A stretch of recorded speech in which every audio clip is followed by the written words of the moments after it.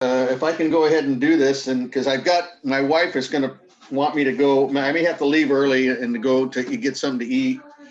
So, but let me try and get the camera down here so you can see everything. I hope. Before we start, Go ahead. There's somebody talking in the background or a TV. Oh, that's me. Yeah, I got it. It's not the birds, is it? Thank you. As long Anyway. as we're recording it, I thought. There. Yeah, Sorry about that. no, it's okay. That was our neighbors had come over and talking to Janet. Okay, now let me see if I can get everything here where you can see it, I hope. This is my Fluke DVOM, and this is a B&K signal generator. I don't know if you guys, can you see all of that there? You don't really need to see the meter on the signal generator because I'm putting out a 1,000 cycles audio signal. You're looking good there. Yeah. Anyway, good. The what you need, and let me show you kind of a diagram. It's a little bit easier to see what that is here. And this is the hookup for it. And I'm hoping you can see that. You come out of the positive side of the signal generator, comes over to the outside leg of a potentiometer. And this one here I'm using happens to be 100K. It doesn't matter what it is, just so that you're going to be able to range it to what you want to do is equal out the voltage on both sides where you're measuring it. And that's going to give you a center line of AC voltage that is to determine the impedance of the transformer. And so what you need is you need a signal generator and your volt ohm meter and a potentiometer, and then you're going to need a jumper wire to go from the potentiometer on one hookup over to the speaker hookup, which is this one of these plugs right here. And the easy way to determine on your output transformer versus the field coil is the field coil on this is always going to be like about, on this one, it happens to be about 1.7K ohm. And the output transformer on this one, I think it measured right around 400 ohms, somewhere in there. So you can always determine that right off the bat, so you know which ones to hook up to. So we're going to take our pot right here. I'm showing it right here. And we're going to go on one leg of the pot. And that's coming straight off the signal generator. And then on the sweeper, we hook the other side of the sweeper over to one lead of the output transformer here. Then the other leg of the output transformer hooks directly into the negative side coming off the signal generator right here. And then we're going to check voltages in two different places. And then last but not least, you always want to have a glass of bourbon. That's in case anything goes wrong, you can blame it on that. Yeah. So That anyway, works. I have to start. We're going to go ahead and we'll hook our, make sure we get the right ones. Hook our positive lead here into the pot. Now you want to kind of be careful because you can get these things turned around and get on the wrong side. Then you're going to measure, when you measure this later, if you don't take it off the same side, you can get a wrong reading. So I always look on here, for instance, it's got a little key that goes through to hold the pot solid into the chassis of the radio. And then I know by that orientation which one I'm hooking onto. And then you hook your jumper, we're going to hook the jumper wire here onto the sweeper, or the wiper, I guess you call it, of the pot. And then our ground lead coming off right here is on one side of the output transformer. You can see that. And then the wiper is on the other side right there. And that's just like it shows in the diagram right there. So we want to set our meter on AC volts. Okay, we're going to turn this on. And I'm getting a little bit of a tone. out of the speaker, even without the field coil hooked up. And so then now our DVOM, of course I got that all through here in the wrong place. Our common, if you look here, is going to be on the wiper. And that's the negative side of the DVOM on AC. It doesn't matter, but the common is going to be on the wiper right here and here. So we'll hook the negative side of that onto the wiper right there. Oops, if it'll stay. Have a little bit of trouble with getting these things to stay. I got too many alligator clips going on here. It might work better going like that. Okay, there. And then the first place we'll hook this up is we'll hook this up on the outside leg. So we're showing like 3.367 volts. So we're going to take the positive lead off of there, and then we're going to go over to the negative side. So we're at 2.57. So we want to adjust the pot up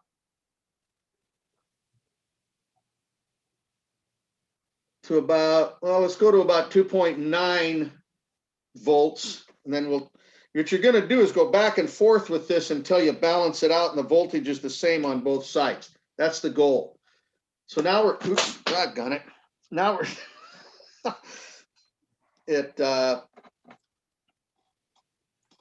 A clip lead explosion. Now we're at 3.2. So adjust the pot and we'll come down with it. Oops, go the other way. 3.1. We'll go to about 3 volts. And then we'll take this off of here and we'll go back. That's the positive side of the generator. Then we'll go back over here on this side. Well, we're at 0.372. That's 0.3. Yeah, I'm sorry. Yeah, it was 0.3. Yeah, not 3. Or wait a minute, let me see. I hope it's not, because if it is, I got to really change this.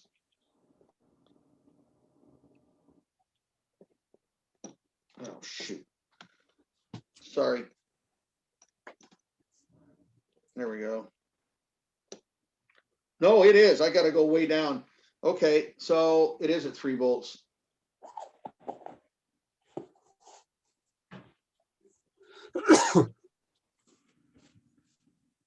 All right, we're at like 1.75 there. Go back over here. What do we got? You need 2 meters, Mike. Yeah, I know. You know, it would be a lot easier if you had 2 meters. You're absolutely right, Lyles. Closer. I got, let's see, 1.4 there. 0.2.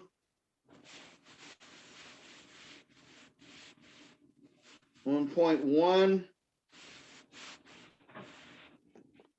There's 1.1. 1.14. That's probably close enough. 1.105. Maybe we can go up more.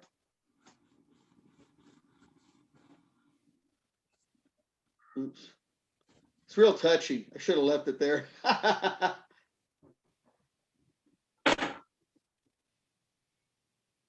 1.12. What's this one? 1.13. That's close enough. You're not going to get hardly any closer than that. This turning the pot is real touchy. Okay, so we've determined we've now got voltage, AC voltage on both sides of the where we're measuring it on the output transformer on the wiper. So what we do now, we're going to switch this over to ohms. We're going to disconnect everything. Now be very careful. You don't touch the stem of the pot. So you don't want to move it. You want to keep it right where it's at. Take it off of there. Then take your leads and make sure you're going on the right side. And then you measure in resistance to see what the resistance is of the pot. 6 points. Oh, wow. What about that? 6.66 K ohms. And so that's the impedance of that transformer. Okay.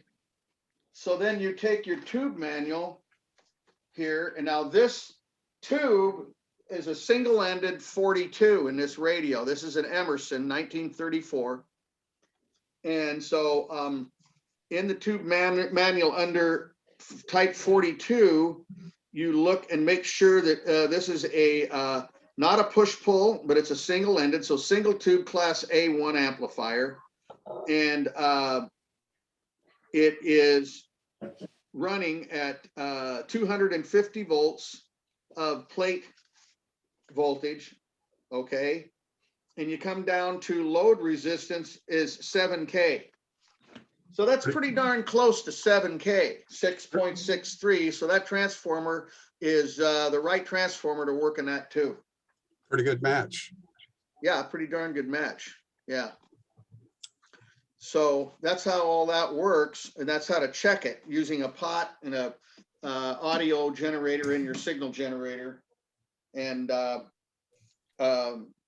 using your DVOM. But yeah, Lyles, that is a good point. If you had 2 meters, or even use your VTVM or maybe another analog, I've got some cheaper volt ohm meters. You could hook 2 of them up at the same time and then just start turning your pot back and forth till you get it right. So you could use a smaller pot so it's not quite so touchy. Since you're 6K, a 25K pot would. Or maybe a 10K. Yeah. On this one, yeah, 10K would work because you're under 10K here. Right. Yeah, it wouldn't be as touchy. That's a good point. You're right. Yeah, but if you're loading a pin-toed output amplifier, it's not that critical. No, probably not. And if you're within that range, it's like this is all like, you know, capacitors. You know, it's like hand grenades and horseshoes and all that. You just got to be close within the ballpark. You know. Nice demo. Yeah. Okay. A Any very, questions? very good demo, Mike. Thank you, Lyles. Thanks for your help. Lyles actually is the one that showed me how to do this. So, No comment. okay. I was wondering what you were going to say. But what this does now for those of you that got bags and bags of old output transformers, you can sort them out this way. Yeah. And you know, take the low impedance ones and put them on high power things, and put the higher impedance in your All American 5 sets, that type of thing. Right. Yeah. Yeah. Yeah. And you can just, what I do is just go ahead and write right on the transformer what the impedance is, you know, if you've got some spare ones laying around. Now that's a good point. You can check this, and this one happens to be hooked up to a speaker right here. And you can check it either way, but you don't have to have the output transformer hooked up to anything when you're doing this test. Is that correct, Lyles? Yeah. Yeah. Plus the voice coil and the secondary are so low anyhow that they're not going to cause much resistance or anything to the primary. Right. The primary is like 400 something ohms, DC, you know, regular DC ohms, and the secondary is like, you know, between 3 and 4 ohms, something like that, or 0.6, and then the voice coil is between. Actually, it's the voice coil. It's between 3 and 4 ohms. So anyway, that's it. Nice job.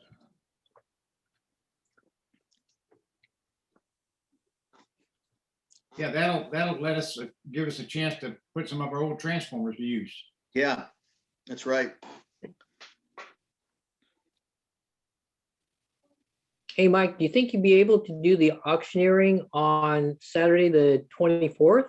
Yeah, I was planning on it, Pat. Okay, Yeah, great. I think Janet may come to the auction as well, so should hopefully both be there. And yeah, no, I was planning on doing that. I didn't. I thought you knew. I didn't know if you knew that or not, so I should have said something. But anyway. I think he may have, but I just want to make sure, in Sure. case change, plans change. Yeah. Oh, I know. No, I'm planning on it. We should be there. Okay, I hope Go ahead. Talking about output transformers. So this is out of an Atwater Kent. Hmm. It's the pull-up inductor on the output tube where it's capacitively coupled to the speaker. And it was open. Really? Okay. And it's really fine wire inside. This is iron wires that are really the core, or it's just wires through this solenoid. Oh, I see. And inside is the really fine wires Mm-hmm. for the high inductance, which I don't know whether it's 10K or 5K, but anyway, that opened up, and the only thing I thought of was an output transformer. So I just took the primary and hooked it in where this was and left the secondary open. Did it Part of what work? I think happened was the coupling cap was bad. Oh, And so it put a load on that winding and burned it out. you think it was shorted? Yeah. Yeah. Wow. Hmm. But I just So- used a little output transformer and just used the primary of that to take the place of this inductor. I'll be darned.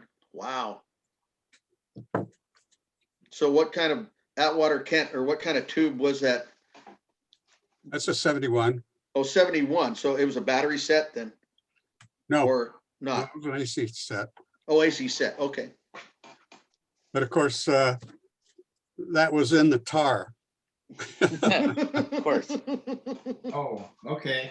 Yeah. So the box it was in was a metal box about like this. Wow. And one half had the power transformer, and then all these wires going across to these capacitors that were bad, along with this inductor. So I sat that on a induction heater cooktop, one Yeah. of those portable cooktops on low, and just let it sit there on low for, it must have been over an hour before the tar finally warmed up and liquefied. And then I poured it out, Yeah. and there was still some goops of tar. So I took my torch and kind of, as to get these off the wires and stuff. Yeah. And so I set the torch to the side, right next to my plastic garbage can, caught it on fire. And of course, then I beat the garbage can with my hand, and of course that melted plastic stuck to my hand. And oh God, Oh, it was just- man. Yeah, I think you talked about that when I did the Bakelite block deal. maybe that was it. Yeah. Oh, wow.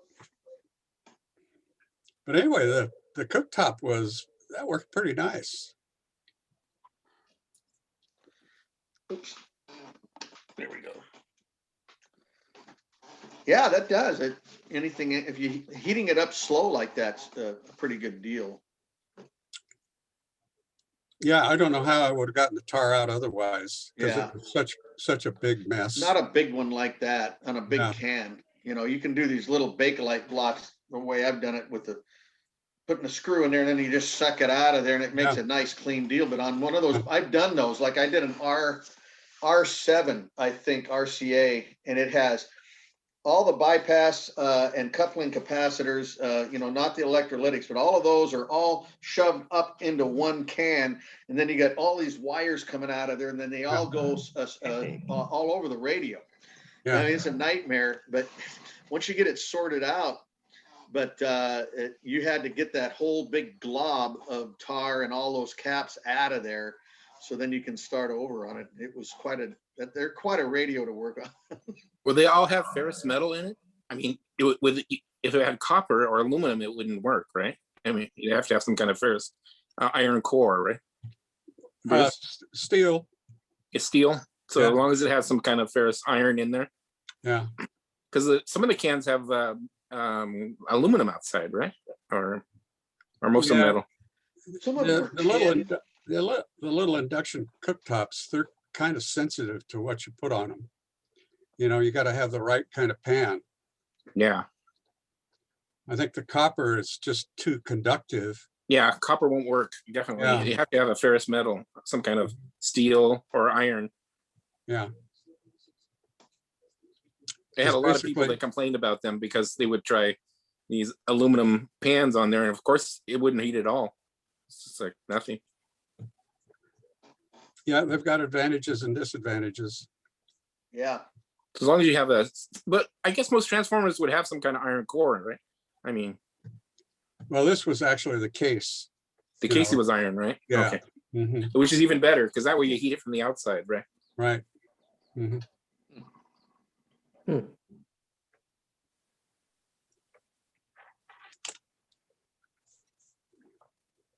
Well, Pat, what are you working on?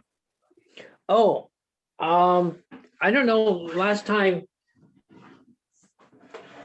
when I was on the meeting, this was back behind me. And it was all Right. stripped, and everything, so I went ahead and, sanded it down, and then I stained it, and I tried to make some molding, and Mike, I can return that molding back to you because it was too short, it wasn't tall enough. So Okay. I found, I see. Yeah, found it. you're right. I found this at like Lowe's or Home Depot. They had this kind of molding Mm-hmm. in strips, and it was Oh, pretty good. Good. fairly inexpensive. But see, it kind of has a rounded Yeah. texture to it. And then if you look at the Majestic top, see how that's also kind of that beaded look. Yeah. Oh, yeah. Looks like it matches. That's nice, Pat. Oh, Good thanks. job. That's great. So I thought it looks pretty good. So I'm still working on this. I was polishing this. This is what the grill looks like here. Oh, that's really pretty. Oh, That's wow. gonna be Yeah. nice. I think it came out pretty good, but I'm not Yeah. happy with the molding, so I might have to touch it up or something because it didn't quite come out at the corners like I wanted to on this other side. So Now, But- is there cloth or something that goes in behind that grill piece? Grill yeah, cloth I or- don't. Yeah, some kind of grill, material, and I don't have Uh-huh. anything with it because when I took it radio apart, it just fell apart. Yeah. So I'm gonna have to find something that looks good in there, and I have some. Believe it or not, it's like a bedspread or a sheet. It has a real random pattern in it, and I thought that would look good on the Majestic, so Mm-hmm. I might try Nice. that. Either that or as busy as the grill is, a solid color would look good also. Yeah, I think so. Oh, yeah, you're probably right. The cabinet looks great. It's pretty. Yeah, the cabinet looks really nice. Is Oh, that thanks. chrome? Yeah, I think Pat- so. Hey, Pat, you had a plastic radio or one here a while back that was like cracked or something. You were wanting to know about gluing it, and then Catalan. I remember Sonny gave me this stuff. It was to glue. The only stuff that he knows of that will glue. What is it? Catalan. Catalan. I'm sorry, Catalan. Yeah, I couldn't think of it. Anyway, I found that stuff. It was up in my cupboard in my shop, and it's called 4-to-1. You can buy it at Tap Plastics, and I have some of that stuff. And then if you wanted to borrow that, you're more than welcome because there's still some left in there. And then you Mhm. mix it up. I think you mix it 4-to-1. You have to measure it out and all that. And then it's an epoxy, and you stir it up, and I was able to glue a Catalan radio that I had, as long as the where you're gluing is, they're nice clean pieces, so you have a nice thing to glue together. Well, I got this radio and the previous owner glued it together, but it wasn't quite right. So you can actually run your finger on the plastic crack and Yeah, you can catch it. So I was worried on how I could like fill it and make it all smooth again. So I was going to Oh. sand it, and then see if there's a way I could fill the cracks in where, it was actually missing some of the plastic, but it's not a clean break. oh, And they okay. they just glued it together. So it's all like, got high and low portions Yeah. along the crack. So, Did you ask Esteban about it? yeah, no, not yet. I don't know if he's actually done a lot of Catalan repair. He Yeah, pretty much does Bakelite and plastic, and a lot Yeah. of times he'll paint it. And Sure. his paint jobs come out fantastic. I've used automotive Bondo on some, not Catalan, but I mean on like regular plastic and stuff like that. And I filled in some places where there's holes or open places like you're talking about, where you have to fill it in. I filled it in with Bondo before, and then you just sand it down, and then like on a plastic radio, and then you go ahead and paint it. Mhm. So I don't know, but I don't know about doing that one. So anyway, What color is the 4-in-1 when it dries? Do you know? I'm not sure. It's kind of brown. One bottle is kind of brown, and then the other bottle is clear. So you end up with kind of where it tones down that brown color, and then it makes it just about the same color as like a regular epoxy. You know what I mean? Oh, yeah, sure. And that, but when I used it, I put it on very thin, not much, just a small little film of it. And then I put the two pieces together, and then if you can clamp it, of course, it's a lot better. But I put those together, and then I was able to wipe away the epoxy so it wouldn't show, you know. Mhm. And that worked out very well. And you Yeah. can do like Blake's talked about too, is you can use Scotch tape, and you can put that on the outside of the cabinet, you know, where you're gluing, and then get it all set up, and then open it up, and then put your glue in, and then clamp it back, and that Scotch tape will keep any of that glue, residual glue, from coming through. And then you won't see it on the outside. Yeah, that's kind of I see they glued that, but it's got open gaps. Wow. Yeah, you can run your finger over it and you can Yeah. feel it and stuff. Wow. So my thing is, I think I'm gonna have to just start sanding it, and then where these, basically holes, they're not holes, but along the crack, there's some missing plastic Yeah. that I'm gonna have to try to figure out how to fill that with something so it looks good. Yeah, this stuff here is not for that. It's not a filler. It's just a glue. It's an adhesive. So you wouldn't want to take that stuff and try and fill it in with that.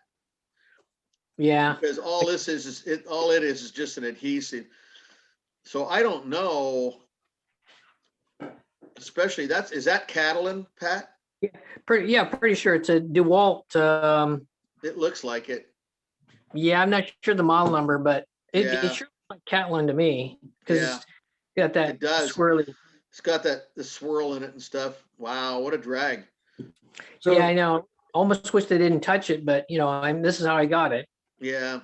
so Huh. it looks like you'd really like to get all the glue out and restart. Yeah.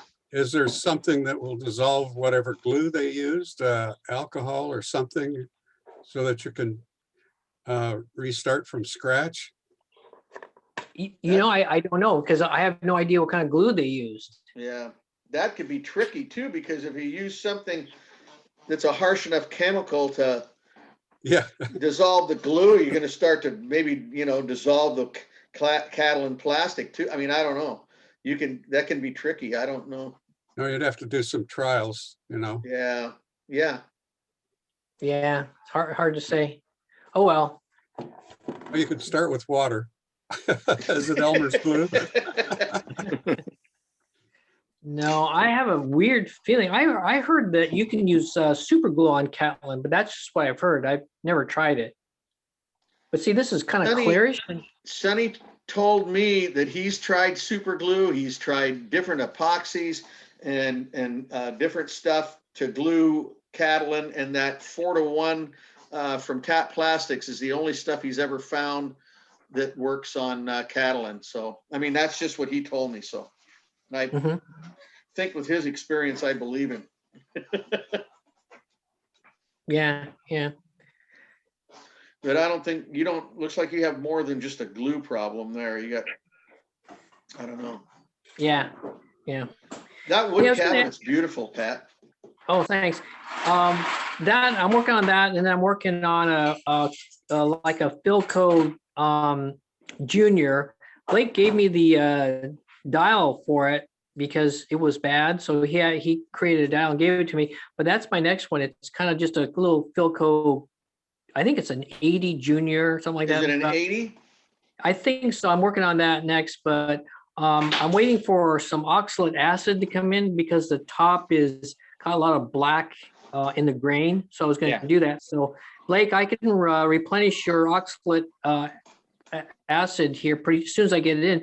I ordered a 5-pound bag because it was probably the most cost effective. So I'll have some extras. So if anybody needs some acid, that oxalate acid, that I can provide it at a, real low cost. What kind of acid is that and what's it for, Pat? Oxalate, it bleaches wood. Oh. Maybe it's Okay, oxalate. cool. I don't know. Is Blake there? I think is it oxalate or ox? Oxalic? I I don't know. think it's oxalic. Oxalic. Does that sound about right? Yeah. Oxalate? I never heard of it. Blake is muted, so he can't hear. Oh, Yeah, yes. Blake and We John are should be able to working on hear. something. Yeah, he could hear, he just can't. Pat, does that radio, the Junior, does it have 2 knobs? Maybe 4 tubes is a junior. One above the other? Yes. Yeah, I believe so. And 4 tubes. Yeah, that's a Model 80. Yeah, and it has 4 tubes in it. Regenerative. Yeah, IF. regenerative. Yeah, regenerative. Yeah. I I've think got one it's of those I got to restore someday. two 33s, an 80 and a 42, I think. Sounds about right. Yeah. Did Blake talk to you about winding the oscillator coil on that? No. Anyhow, this is They're almost, that's it. Yeah. okay. They're almost all bad. Oh, great. Maybe that's But why I they're- got it. It's It'll not get- hard. Oh, there's a winder in the thing. When we were going through Don Hunker's stuff, Yeah. there, Dan Howard said, "Oh, this is really special." It was like he says it was some kind of a winder. Oh, nice. So that's in a lot and stuff. Coil So winder, those are cool. yeah, I was going to ask you guys, do you very maybe think you might show up for the auction because we want to make sure that we get some money for the items for Don Hunker's estate. So if they Yeah, got- I'm coming. I'm going to be the auctioneer. So if they've got a coil winder, a lot of people could use a coil winder. So does the club want to buy the coil winder and then loan it out? Sure. We'll have to be the high bidder though. Yeah,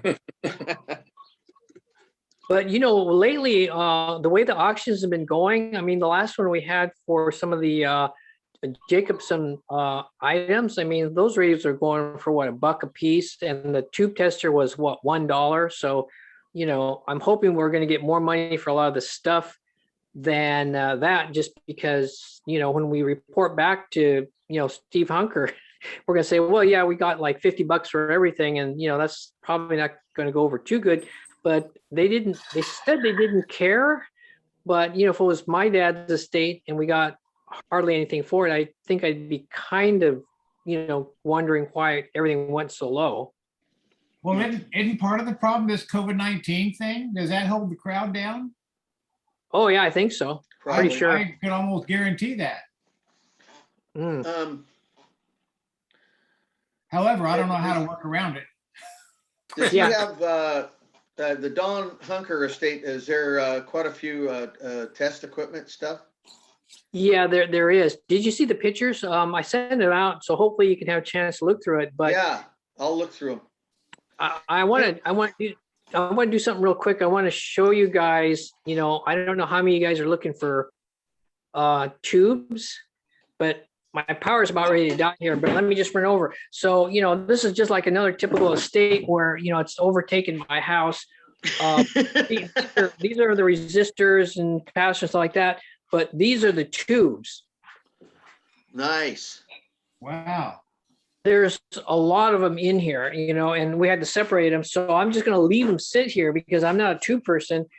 And Dan Howard said he could come by and, he could look for it and put light tubes together. And then he said he could, find like rare tubes and then put those in a special, box for auction and stuff. But I don't know tubes. So he's got, I mean, what do you guys think? Yeah. Can you go back and show the parts again one more time? Sure. If I lose you guys, I just realized I got like 5% power. Yeah.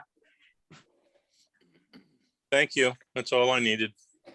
Oh yeah, but you gotta see there's stuff in here. There's lots of good stuff. Looks like And it. like I say, my Dan Howard's got a carload of stuff, and then also out in Hope the it's the right garage. stuff. What? I hope it's the right stuff. Yeah. Yeah. Any of the good stuff. Hey, So- I'm gonna have to break away. I was able to try and get this tech talk in first because my wife was out barbecuing chicken wings, so I gotta go in for that. We have to do Anyway, that's not bourbon. So anyhow, Or whiskey or and they've got their Chipotle wings too, so I don't want to pass that up. But anyway, so yeah, I've got to take off. But anyway, Mike, thanks for the Mike. talk. Thanks for the everybody tech take talk. care. Yeah, Okay, Thanks, Mikey. Mike. we'll see ya. Aloha. Bye-bye. Bye, Mikey. Yeah. I gotta go too because I've got 4% power. I didn't realize that my power is about out. You could get a charger, just plug it into it while you're talking on it. Yeah, I've done that. I'm plugged in. It still says it's only 4%, so I don't know why it's not working. You're using more power than what's going in. Turn off your video and you'll be fine.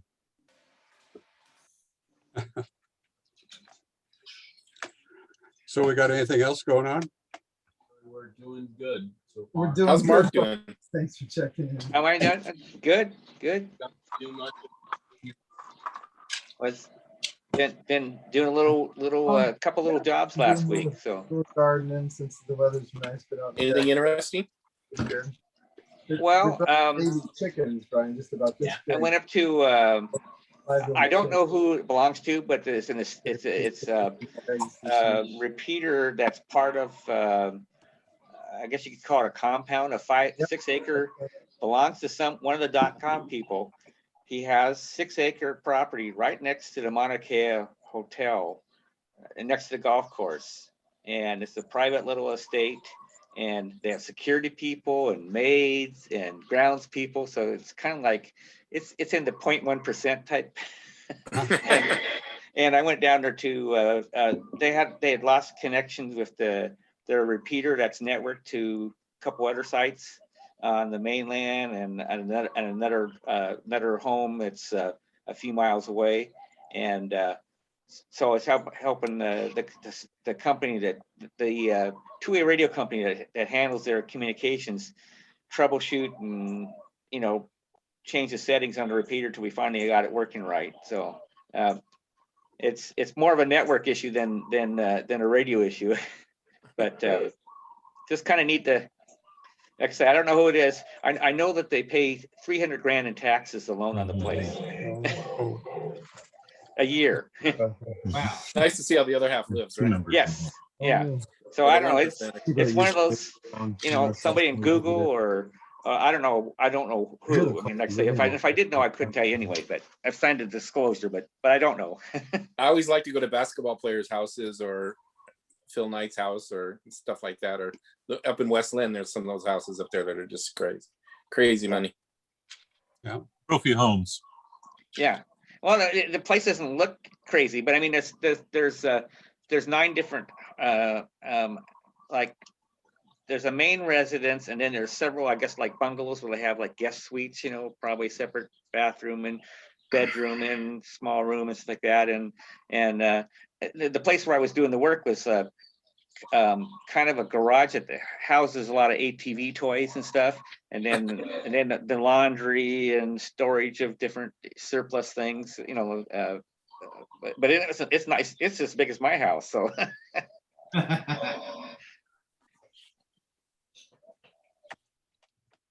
Yeah, it's always nice to go in through the garages, those guys' houses. Repeat. See their See the toys. Ferraris and Lamborghinis and Yeah, didn't see any of that. This Rolls was just an Royces. ATV garage.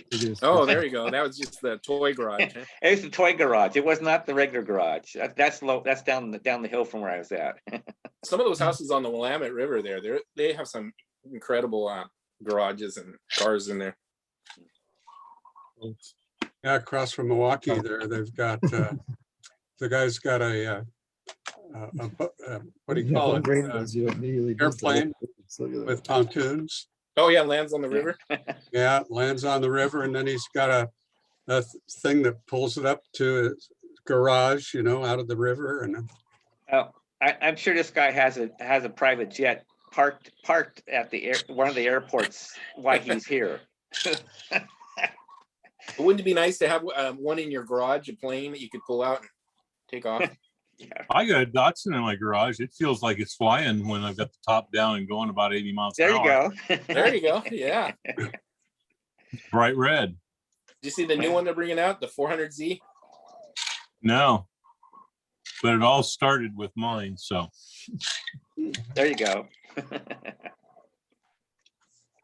Did I see Sonny over there? Like, yeah, Sonny was over here earlier this evening, and Yeah. John Livingston is with me right now. We're getting ready to work on a Hi, John. Hey, guys. we're going to work on a Philco Beamo light phonograph. I've never worked on one. Anybody have any? oh yeah, yeah, cool. All right, Bruce, tell me about it. How do these things work? Massive tone arm. Yeah, it's got a camera or something in it. No, I it's hope it's counterbalanced. Wouldn't that put a it's lot of got weight a- on that vinyl?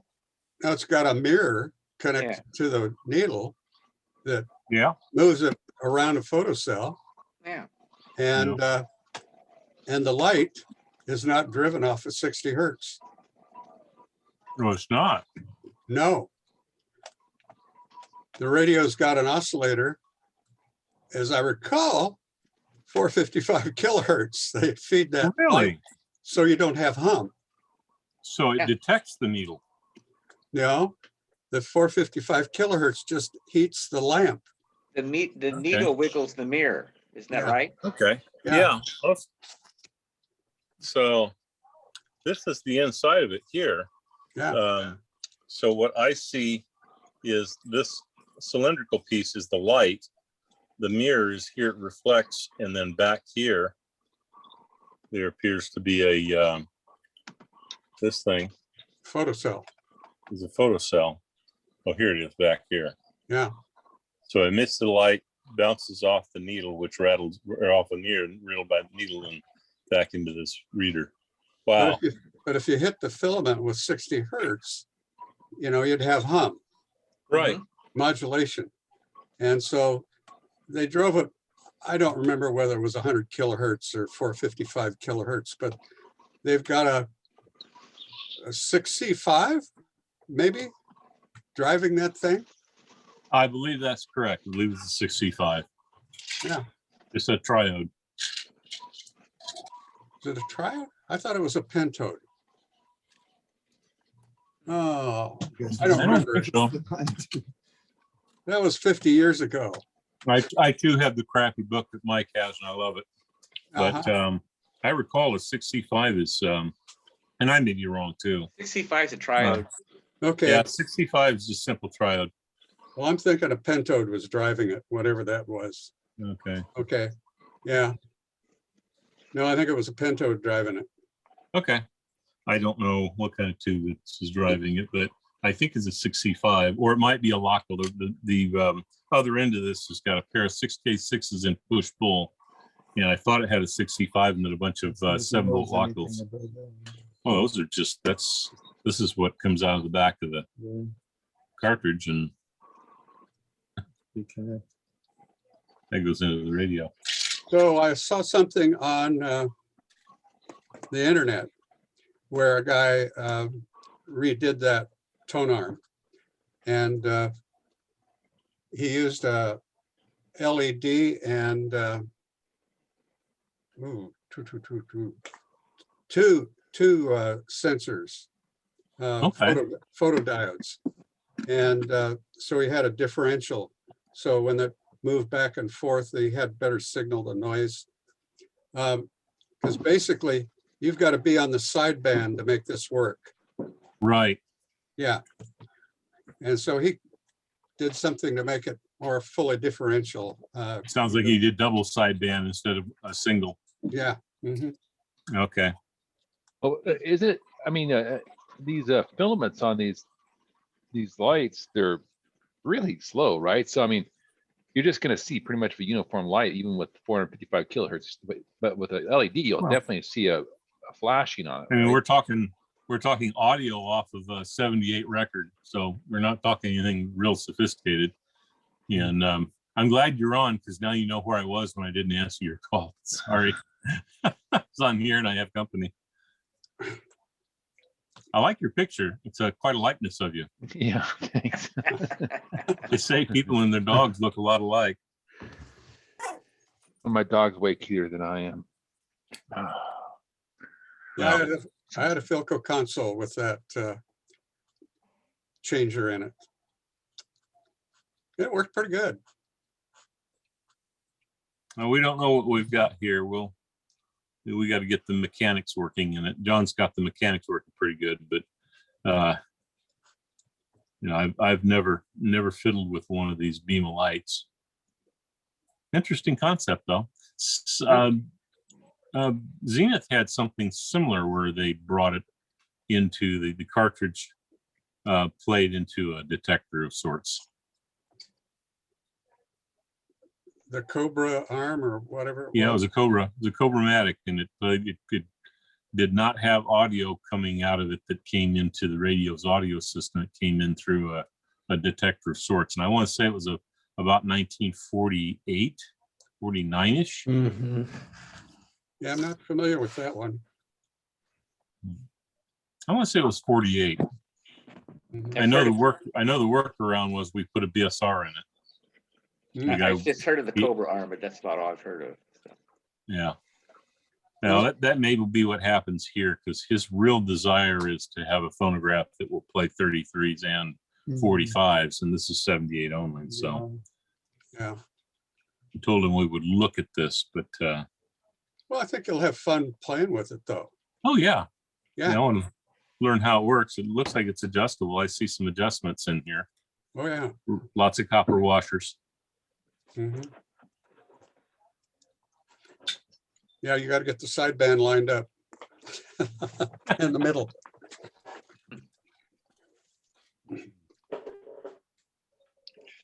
Does anybody out there have any of the Regal arbitrary waveform generators? I know Mike McCrow has one. I know Sonny has one. I know I have one. I just wanted to find anybody else had them, because I've gone in and I've telenetted into it and took a couple of the filters out, so got it to go to 60 megahertz now instead of 25. It's going to offer to help anybody had one, but Yeah, I have. No, I don't go that low. I just stick with Tektronix stuff. yeah.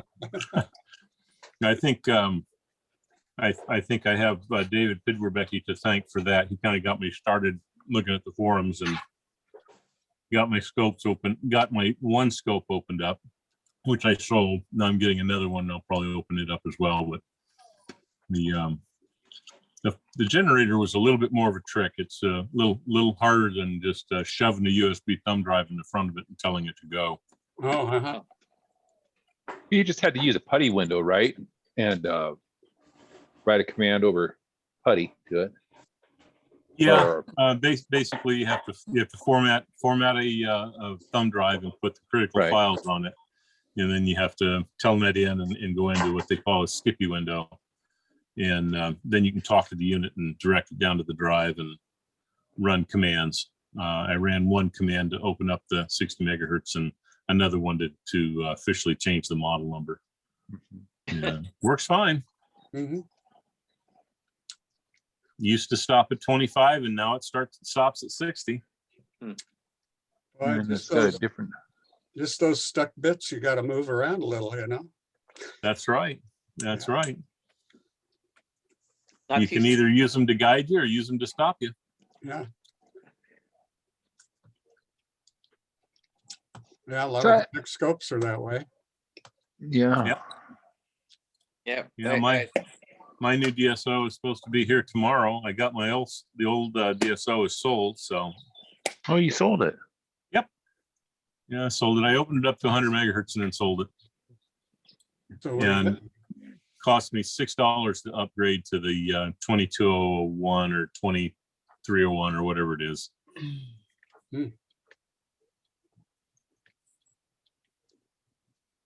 All going. Oh, we're doing good, Brian. Have a nice conversation over here. So I have a question for you guys. I bought a milling machine. And I'm trying to add a VFD to it. And I'm just trying to find some 18 gauge stranded wire, 3 conductor that's shielded. And you can go to eBay and you can buy 1,000 feet of it, right, for $500. But I only need 10 feet of it. And I can't seem to find anywhere that has anything like that. What gauge is it again? I need like a 18 gauge or 20 gauge. What about a Go look, at power the cord? go look at the surplus houses, all electronics, Alltronics, and electronics gold mine. What about a power cord? Oh, that's not shielded. Okay. Right. Oh, It's for signal on my VFD. So they say that you should have it You signal. got a big effing deal? You gonna plug into it? A big what? I'm not gonna say the middle word.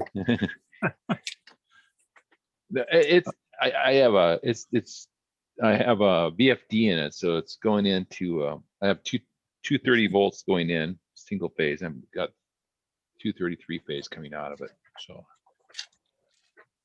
they just recommend to have it shielded unless you don't have it You're looking for 3 conductor, 18 gauge, stranded wire stranded. Okay, with a shield on it. with shield. I called up Surplus Gizmos and they don't have any. Well, I like I said, I do business with 3 of them pretty often, and you never really know what they've got. But of the 3 that I do business with, I would look at Electronic Gold Mine. They're in Arizona, and I would look at maybe Alltronics, which is in the Bay Area. I can tell you that I don't think All Electronics, which is in Van Nuys, has anything like that. But those are the 3 that I do business with, and they've got usually have pretty good selection of cable. I don't have any, or I would, I got some 3 conductor, but it's probably 24 gauge, and it's solid, so that's not going to help you any. Yeah. Okay. Let's see what I can find.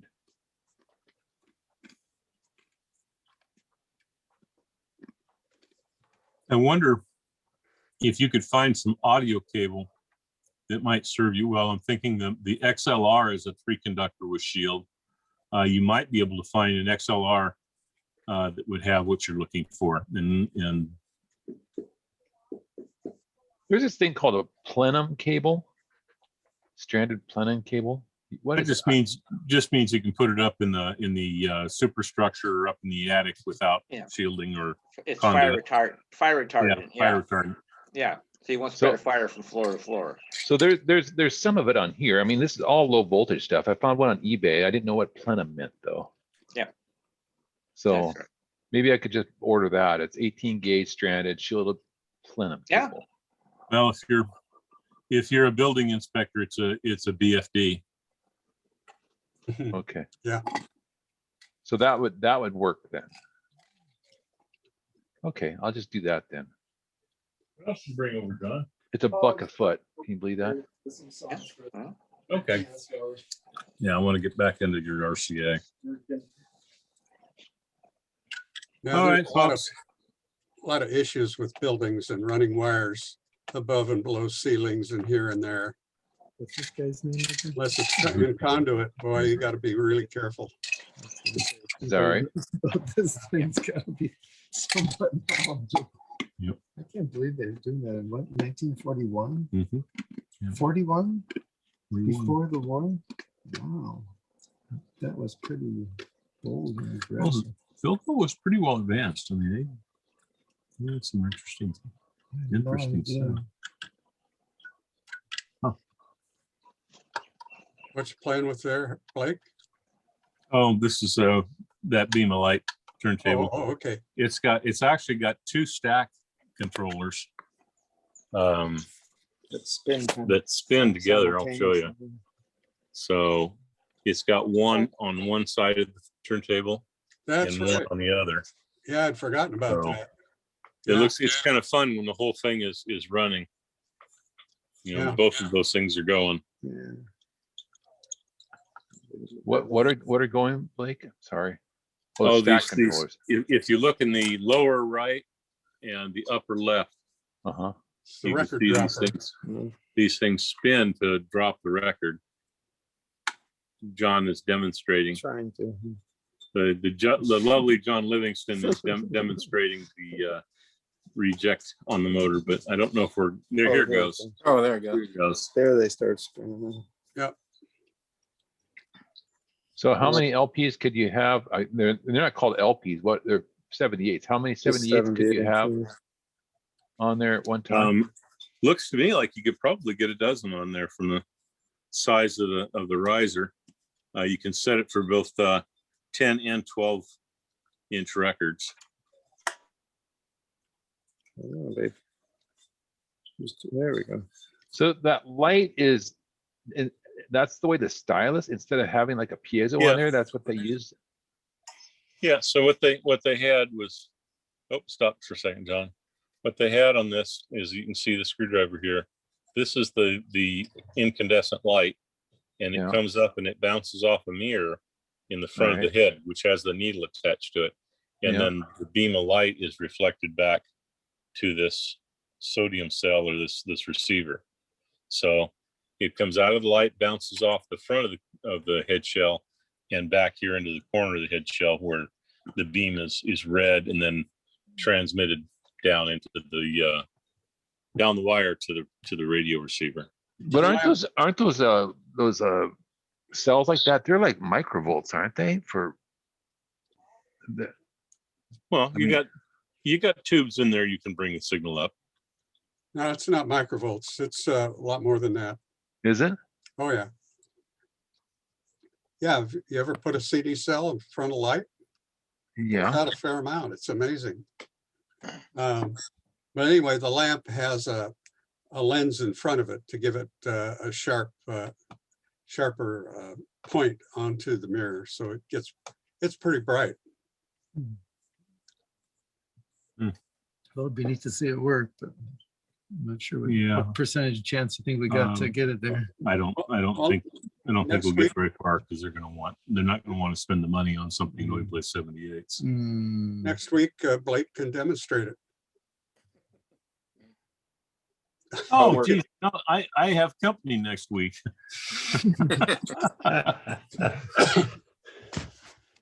Every Wednesday. Yeah, come to think of it, every Wednesday. I got you covered. I wonder who built this, because it says built for Philco home recording. That Webster seems like they're a big company. Yeah. So this was used to cut records then too? I don't know. No. I don't think so. It doesn't. No. The needle that's in it isn't big enough or long enough to do any damage. Well, you got nothing to drive the needle. Right.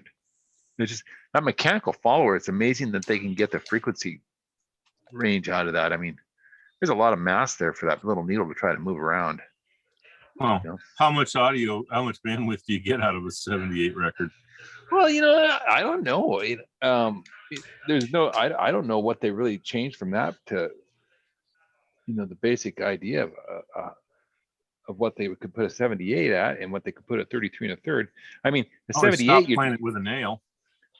Well, you're right. You're running a lot faster around, right? So you can get a higher, your bit rate, or not bit rate, but your rate of movement of that needle is going to be greater than a 33 1/3. I would think that the higher velocity, that record would give you better fidelity. There's not much mass to the needle in the mirror. What may be the issue is the fact that the needle suspension You just is probably frozen. Yeah. So Blake, That's pretty neat. Well, you got it set for a 10-inch record on here. What's that one set for? I'm leaving. Bye, everybody. all right, Lyles. Uh, Take care. Lyles. This is 10. Should be So- 10. So Blake, is the Yeah, needle rotation still compliant or is it frozen?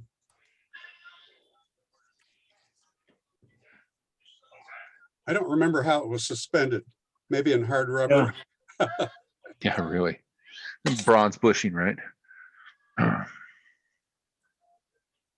You have to have some sort of Well, dual it's movement. suspended. It's suspended in the top in a rubber bushing, Are you and then serious? it goes down through the bottom through a second rubber bushing. It can rotate about those two bushings, but it feels, the rubber feels pretty supple. Oh, good. It doesn't feel like it's hard, so this one's probably still usable. The bottom one, let me poke it here. Yeah, they're both pretty soft. Oh, good. So this thing is apparently kept indoors. Mhm. You'd want a soft rubber? God, I think you want everything just harder than.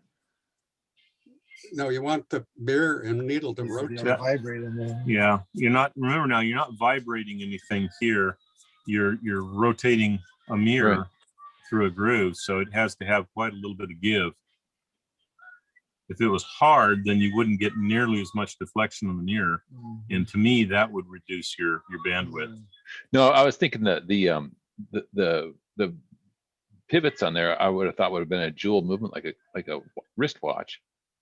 You know, like how they do a clock, right? Where you have your hardened pivots and then you have your bushings on the end. That You need to- basically it's just a they're just going into an indentation as opposed to a real bushing per se. You need it to home. You don't want it to loosely rotate. Right. Okay. That's interesting. It sits in an odd angle, but the angle is what's required to follow the groove properly. So it isn't centered to the point of the front. It's actually off center. Do you have to go on? Lay over on the record, it's in line with the track. So that's correct. So Do maybe you have to adjust the weight on that then before you're done? No, I don't see any adjustment for weight. There should be a little weight on the back of it, right? To counterbalance. no. No, They there just, might be a spring, but they got plenty of weight to track those old records. Yeah. Got to clean the dust out. So Blake, maybe you could Yes, sir. take a couple of real close-up shots at the needle and mirror assembly for next time. I'd be happy to do that, and I'll go out and read what I can on the internet and maybe talk a little to it. Yeah. I've seen these in use before, and I know I've seen some videos on them, and they're a really unique concept, and the demonstrations I've seen work well, but I've never worked on one directly. Huh. Is that a good record? What is it? Oh, Me and My Gal. Yeah, for Me and My Gal, that's a good record. Okay, we'll listen to it next time. I'll bring out my other record player. Sure, we can do that. Oh. Don't want to destroy that record. No. Oh, well. Well, folks, we've got something else to work on here. I get to get back into that lovely RCA I was working on last time where you can't see any of the components, but we found one that was misconnected. So we're going to put it back the way it's supposed to be and see if our radio will come to life tonight. Yeah. Cool. Well, I'm going to take off too. Catch you guys all later. All right. All right. Good All to see right. all of you again. Bye, everybody. Sorry I Thanks missed for all your the Friday night. or Bye. Saturday. Cheers. See you all. Bye now. Bye. Cheers, everybody. There's Franklin. And Christian. I joined late. I know. Where were you? I was out taking a walk after a neighbor come over across the street and called me a creep for talking to some little kids that I've known their family for 6 years. Uh-oh. So he's all freaked out, and I'm like, dude, just go back to your freaky thing. And he's like, he goes, you stay away from my kids. And I'm like, dude, I wouldn't get anywhere near your kids. I said, you're going to be responsible for how your kids turn out, not me. That's not good. Now his wife pulled that crap on me about a year and a half ago, where I was playing Simon Says with the little girl and her cousin, and then and then the littlest cousin that's about 4, little teeny, they're black kids from Senegal or whatever. And then I've known them for like the family for like 6 years. I've eaten dinner with them, and I've been around them for quite a while. I just put in a TV wall mount just a couple days ago in the boys' room. When of course, dad's there, but then the dad leaves me. The kid stays in the room while I'm putting the wall. I mean, they trust me. I've been there around them for a long time. Then I got to get this psycho Black Lives Matter freak coming over and telling me I'm a creep.